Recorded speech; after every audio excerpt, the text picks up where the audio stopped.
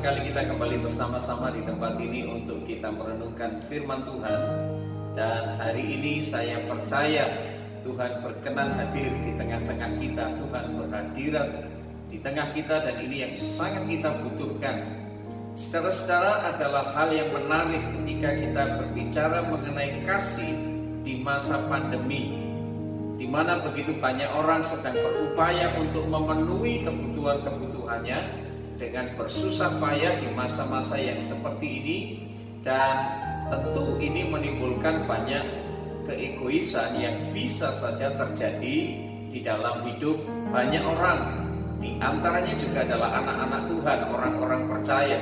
Sehingga Bapak Ibu, kalau saya ingin sampaikan judul misi di tengah pandemi, ini menjadi sesuatu yang kita perlu perhatikan. Dan Matius pasal yang ke-25 ayat 35 menjadi dasar firman Tuhan yang hari ini kita akan bersama-sama dengan firman Allah berkata, sebab ketika aku lapar kamu memberi aku makan, ketika aku haus kamu memberi aku minum, ketika aku seorang asing kamu memberi aku tumpangan, ketika aku telanjang kamu memberi aku pakaian, ketika aku sakit kamu melawat aku, ketika aku dalam penjara kamu mengunjungi aku.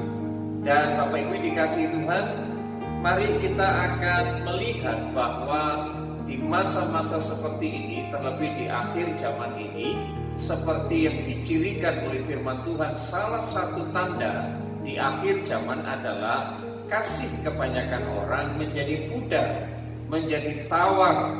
Dan Bapak Ibu dikasihi Tuhan, sebenarnya kalau berbicara mengenai kasih, maka ini menjadi lebih mudah dipahami oleh orang-orang Kristen. Karena rupanya kasih ini menjadi ciri kekristenan. Tetapi bagaimana kita sebagai orang-orang percaya mengetahui dan menjadi anak-anak Tuhan yang mengasihi seperti cara Allah mengasihi dunia ini. Dan saudara-saudara, saya tahu ini bukan hal yang mudah, tetapi Bapak Ibu, saudara-saudara harus belajar. Kita mesti belajar mengasihi sama seperti cara Tuhan Yesus mengasihi dunia. Nah, kasih itu sendiri, saudara-saudara, harus diwujudkan dalam perbuatan. Kasih tidak hanya cukup untuk diperkatakan. Nah, Bapak Ibu yang dikasihi Tuhan, perwujudan kasih melalui perbuatan baik ini harus selalu dikerjakan. Bukankah Alkitab berkata dalam Matius 7 ayat 17, pohon yang baik pasti menghasilkan buah yang baik, sedangkan pohon yang tidak baik menghasilkan buah yang tidak baik. Jadi Bapak Ibu dikasihi Tuhan, kita ini telah diselamatkan, kita ini mengalami kasih Tuhan, maka wajib hukumnya saudara dan saya wajib untuk berbuat baik. Bukan lagi menjadi syarat untuk mendapatkan keselamatan, tetapi sebagai buah dari keselamatan yang saudara dan saya terima. Dan banyak orang dunia dewasa ini, saudara-saudara, tidak lagi bisa menikmati kasih dalam hidup orang-orang percaya, hidup orang-orang Kristen. Karena tidak sedikit pula orang-orang Kristen mulai memiliki sikap atau perilaku yang menjadi sandungan, menjadi batu sandungan bagi banyak orang. Dan Bapak Ibu dikasihi Tuhan, dunia yang penuh dengan keegoisan, dunia yang penuh dengan ketidakpedulian, apalagi di masa-masa pandemi seperti sekarang ini, menjadi sesuatu yang nampaknya pemandangan yang biasa. Dan sangat disayangkan apabila gereja, orang-orang percaya, saudara dan saya yang ada di dalamnya, kita pun memiliki sikap yang egois dan tidak memiliki kepedulian terhadap sekitar kita. Nah, itu sebabnya Bapak Ibu saudara dikasihi Tuhan, firman Tuhan berkata di dalam mengatakan bahwa kita tidak boleh jemu-jemu berbuat baik. Mari kita perhatikan Galatia pasal 6 ayat 9-10, jangan kamu jemu-jemu untuk berbuat baik, karena apabila sudah datang waktunya maka kita akan menuai, jika tidak kita menjadi lemah. Karena itu selama masih ada kesempatan bagi kita, mari kita terus berbuat baik kepada semua orang, terutama kepada saudara-saudara seiman. Jangan jemu-jemu untuk berbuat baik. Bapak Ibu dikasihi Tuhan, tidak sedikit orang-orang yang percaya, bahkan ada hamba-hamba Tuhan mereka mungkin menjadi salah untuk menerjemahkan bagian ini, karena saudara-saudara dikasih Tuhan, untuk melakukan kehendak Tuhan, menyenangkan hati Tuhan, lebih sering kita harus membangun kebiasaan, membangun keberlangsungan ibadah di sekitar kita. Kita mesti membangun kehidupan kekristenan yang hanya dalam koridor pelayanan di gereja. Nah, Bapak Ibu dikasih Tuhan, ada banyak kali orang-orang yang berpikir dengan rajin ke gereja, dengan rajin berpuasa, membaca firman, rajin berdoa, maka itu menjadi cara kita yang diisyaratkan oleh Alkitab bahwa kita pasti menjadi orang yang sedang melakukan kehendak Tuhan. Kita menjadi orang-orang yang sedang menyenangkan hati Tuhan. Sementara ada beberapa orang Kristen, ada gereja-gereja yang dengan sengaja menutup mata terhadap apa yang terjadi di sekitar kita.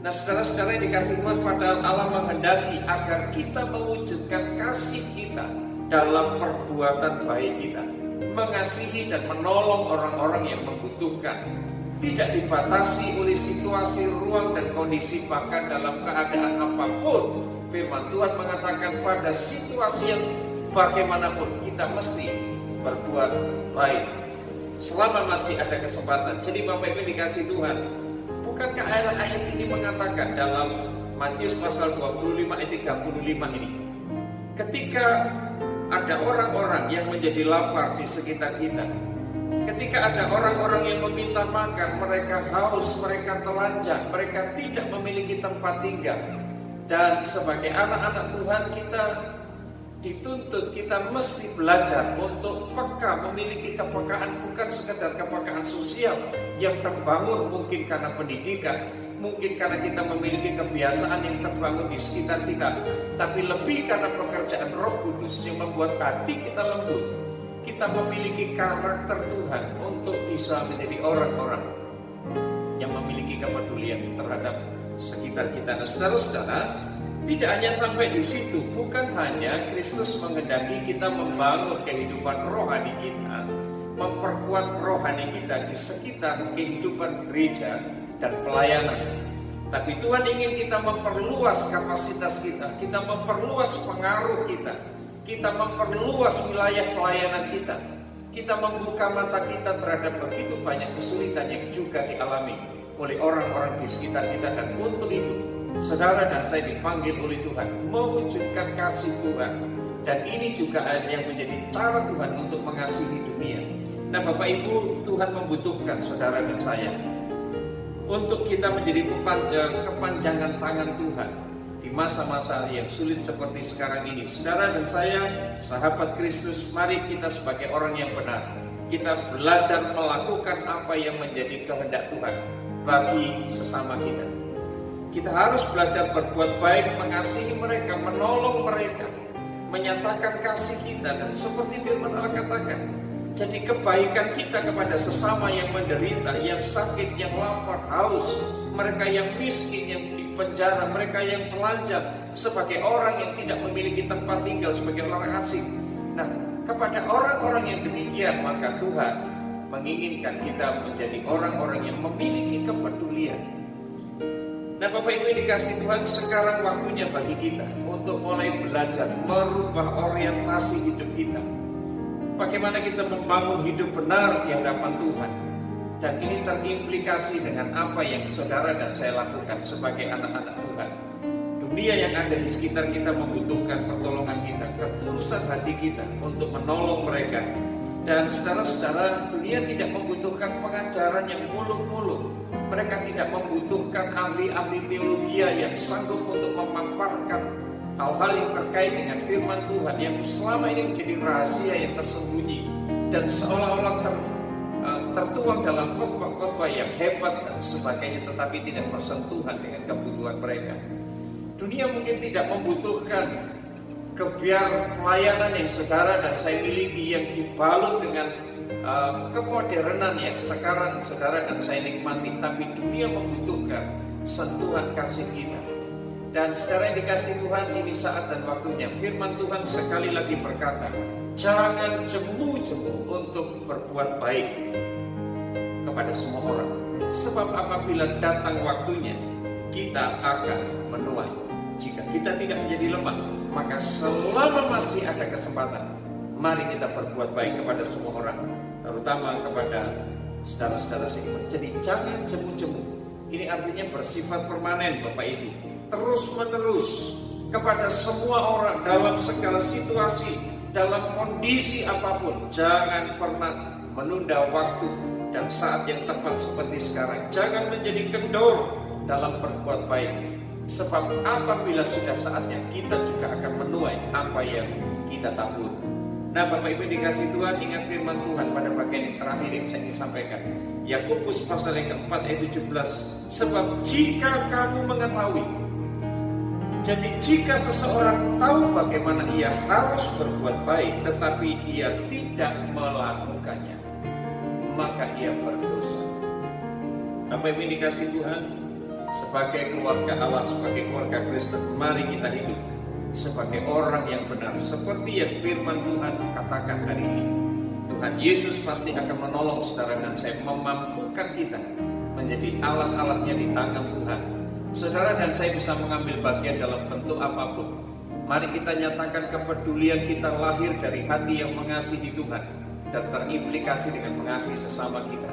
Kita memiliki kepedulian. Nah, saudara-saudara, saya percaya melalui kesaksian hidup kita, maka ada banyak orang diselamatkan. Kekristenan tidak hanya berbicara mengenai doktrin yang kuat. Kekristenan tidak hanya berbicara mengenai salib Kristus yang menyelamatkan semua orang. Tetapi kekristenan juga membutuhkan saudara dan saya untuk mengejawantahkan pengorbanan Yesus melalui kepedulian kita, melalui pertolongan yang saudara dan saya bisa bagikan kepada orang-orang, sehingga mereka juga merasakan sentuhan kasih Tuhan melalui hidup kita. Kiranya saudara dan saya diberkati pagi hari ini, siang, sore atau malam, dimanapun saudara dan saya berada. Percayalah dalam segala situasi, selama masih ada kesempatan, mari kita lakukan perbuatan yang baik. Bukan untuk mendapatkan keselamatan, tetapi sebagai buah dari keselamatan yang saudara dan saya terima dari Tuhan. Kiranya Tuhan dimuliakan melalui hidup saudara, melalui kebaikan yang saudara dan saya lakukan, sehingga dunia ini melihat bagaimana kasih Kristus termanifestasi melalui hidup kita. Orang-orang yang percaya kepada Tuhan, Tuhan dimuliakan melalui saudara dan saya. Mari kita akan berdoa. Bapa, kami bersyukur kalau hari ini kami telah mendengar firman-Mu, kami diajar oleh firman-Mu bahwa sebagai orang-orang percaya kami tidak hanya membangun hidup kerohanian kami di sekitar gereja dan pelayanan yang bisa kami kerjakan, tapi ini waktu dan saatnya kami keluar dari lingkungan gereja, mulai membuka mata hati kami, membuka pikiran kami, membuka wawasan, dan seluruh hati kami ini disentuh oleh Roh Kudus untuk kami melihat kebutuhan-kebutuhan yang terjadi, kebutuhan-kebutuhan yang nyata di luar sana. Mereka saudara-saudara kami yang mungkin sedang dalam kesulitan, mereka membutuhkan bukan hanya didoakan, tetapi sentuhan kasih yang kami bisa kerjakan, memberkati hidup mereka dengan apa yang bisa kami kerjakan Tuhan.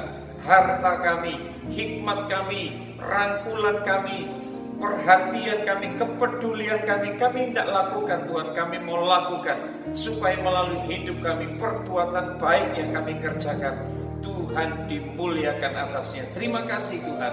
Kami bersyukur, kami berdoa di dalam nama Yesus. Amin. Tuhan memberkati.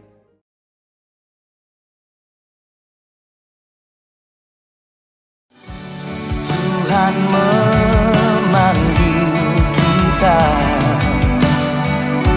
untuk menjadi terangnya. Tiada lebih berharga, cari yang terhilang. Kasih-Nya